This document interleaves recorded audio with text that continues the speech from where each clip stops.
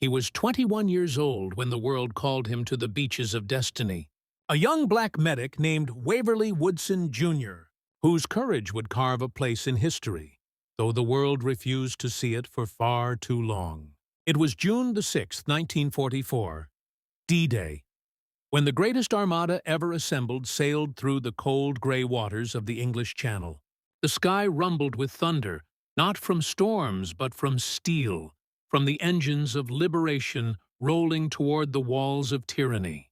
Within one of those landing crafts, packed shoulder to shoulder with men who knew their lives might end within the hour, stood Woodson, his heart steady, his face calm, his hands trembling not from fear but from purpose. He was part of the 320th Barrage Balloon Battalion, the only African-American combat unit to land on Omaha Beach, a unit assigned to protect others, to raise the great hydrogen balloons that would guard Allied troops from enemy aircraft. Yet fate had written a different mission for him. When the ramp dropped and hell itself opened before them, destiny erased the lines between duty and survival. The waves turned red, the air turned to fire, and in an instant the world became a storm of death and chaos. Shrapnel ripped through Woodson's leg and back, slicing through flesh and bone before his boots even touched the sand. Pain exploded through him, yet something greater than fear held him upright. The unyielding call to save, to heal, to serve. Crawling through the blood-soaked surf, clutching his medic's bag, he reached a small patch of shattered sandbags and began to do the impossible. He went to work for 30 hours straight, with no rest, no food, no mercy from the sky. He fought to save the lives of others, while his own body bled out beneath him. Around him men screamed, men prayed, men called for their mothers, their brothers, their God. The sea kept claiming the wounded, dragging them beneath the waves, and Woodson kept pulling them back, one after another, refusing to surrender even as the horizon burned. He tied tourniquets with shaking hands, poured sulfa into gaping wounds, and performed amputations with tools dull from overuse, using courage as his only anesthetic. He worked under fire, crouched beside the dying, whispering silent prayers as he pressed his hands into their wounds to hold the life in a little longer. He was hit again and again by the shock waves of explosions, but each blast only pushed him deeper into focus. For every soldier he lost, he saved 10 more. He lifted the fallen from the surf, revived men who had drowned, pulled shrapnel from faces too young to have known fear before that day. His uniform turned black with blood, his own and everyone else's. His arms trembled, his skin burned, and still he moved. 30 hours, 200 lives, no sleep, no morphine for himself, only duty, only will. And when the guns fell silent, when exhaustion finally crushed him to the ground, the medics who found him barely believed the sight. A man half dead, still bandaging another soldier's wounds, refusing treatment until the last man beside him could breathe again. In that moment, Waverly Woodson Jr. became more than a medic. He became a legend, not in the headlines, not in the medals, but in the whispers of men who had seen death and lived because he would not quit. His commanding officers recommended him for the Medal of Honor, the highest award for valor that America can give. They said his courage was beyond words. They said his service was the stuff of history. But history in that time had blind spots. The paperwork vanished into silence. The recommendation was lost. And so the war went on.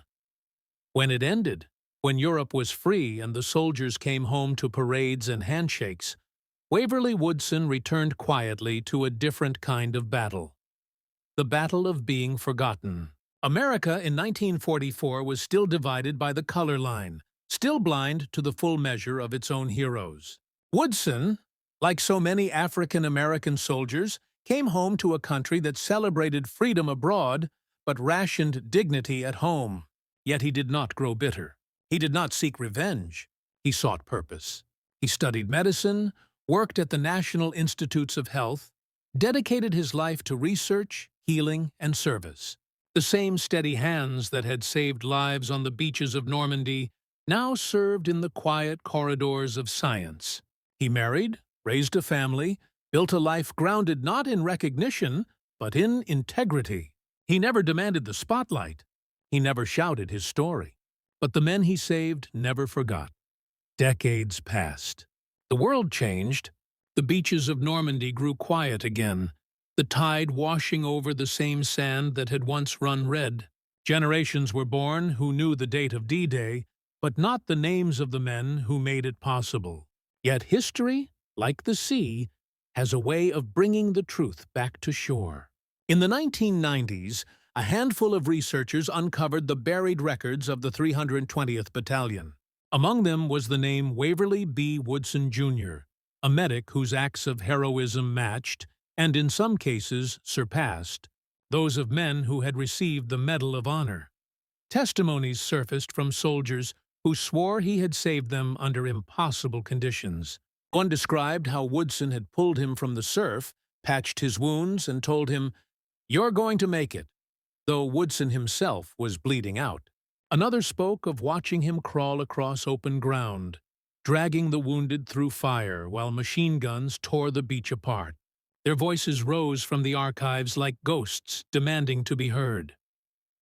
The fight for recognition began again, not with bullets, but with petitions, with letters, with the relentless voice of his widow, Joan Woodson, who refused to let the memory of her husband's valor die in silence. She wrote to Congress, to the Army, to the White House, asking the same question over and over. If courage has no color, why was his forgotten? For years the answer was silence. But truth has patience. It waits, it endures, and it demands its moment.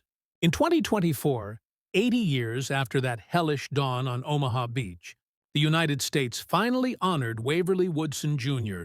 with the Distinguished Service Cross, the second highest military award for valor. It was not the Medal of Honor his officers had requested, but it was a nation's long-delayed salute to a man who had given everything and asked for nothing. The medal gleamed not as a decoration, but as a reflection of the courage that transcends prejudice, of the humanity that survives in war's darkest hour, of the truth that can be buried, but never erased. His story is not just about one man. It is the story of thousands who served without recognition, of the countless acts of quiet heroism that built the foundation of victory. It is a reminder that history is not written only by those who win wars, but by those who keep others alive long enough to see the victory.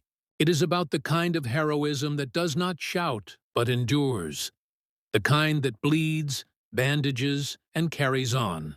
When you strip away the medals, the flags, and the parades, you find the essence of courage in a medic crawling through the sand, refusing to stop because someone else still needs him. Think about it. 30 hours, 200 men, one medic, one mission. Do not let them die. That is not strategy. That is not politics.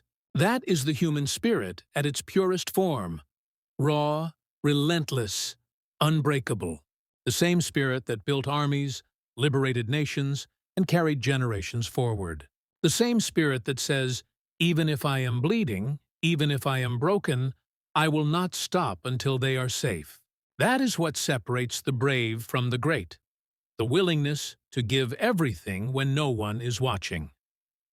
Waverly Woodson's journey follows the timeless path of every hero. There is the call to serve, the trial by fire, the fall into obscurity, and finally, the return through remembrance. His rise began the moment he chose to heal instead of harm. His test came in the flames of Normandy. His fall was the silence that followed. His redemption came not through medals, but through the truth finally spoken. He embodies the idea that real greatness does not demand recognition. It earns it through endurance. Today, when we look at the black and white footage of D-Day, the landing craft grinding against the surf, the soldiers sprinting through smoke, the medics dragging the wounded through chaos, we can almost see him there. bent over a bleeding soldier, his hands moving fast, his body trembling, his mind calm amid madness. We can see him when the camera pans across the wreckage, a small figure among giants, doing the quiet work that makes heroes possible. We can see him in the faces of every medic who came after, in every soldier who still carries a first aid kit with reverence. His name may not be etched on every monument, but his spirit lives in every act of selfless service that war can never kill. Legacy is not about applause. It is about impact. Waverly Woodson's impact echoes not just in history books, but in the DNA of heroism itself. He showed what it means to stand up in a world that keeps knocking you down. He proved that valor has no uniform color, no social rank, no requirement for recognition. It is a decision, a moment when a human being says, "I will not let fear decide who I am." That is the moment heroes are born.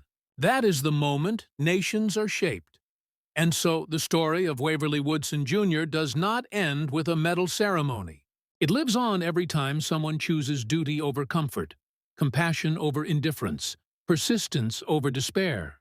It lives in the medics who rush into danger today, in the soldiers who carry the wounded out of fire, in the people who fight for justice long after the war is over. It lives in every person who refuses to be silent when the truth demands a voice. History often forgets its quiet heroes, but time has a way of correcting the record. The tide that once carried him to war now carries his name across generations. Children learn his story and see that greatness can wear any face. Soldiers remember his courage and understand that strength is not in the weapon, but in the will. A nation looks back and realizes that freedom's price was paid not only in battle, but in compassion. On the beaches of Normandy, the wind still blows across the white crosses that mark the resting places of those who never came home. Somewhere among them, unseen but felt, is the spirit of Waverly Woodson Jr., the medic who saved 200 men in 30 hours while bleeding, the man who fought without hate, who healed without rest, who served without recognition. His legacy is written not in stone, but in the living memory of courage itself. Because in the end, war reveals what humanity truly is. Some break, some endure, and a rare few rise beyond fear and become symbols of what we can all be at our best. Waverly Woodson was one of them, a soldier, a healer, a man who turned agony into purpose and silence into legacy. His story reminds us that heroism is not a moment. It is a choice, repeated over and over, even when no one sees it. He is proof that you can be forgotten by history and still change it. So when the world honors its heroes, when the flags rise and the anthems play, let the name Waverly Woodson Jr. be spoken with the reverence it deserves. Not because of the medal he finally received, but because of the lives he refused to let die, in every heartbeat he saved, in every soldier who walked again, in every generation that now knows his name. He lives on. And that, more than any medal, is the truest measure of a hero.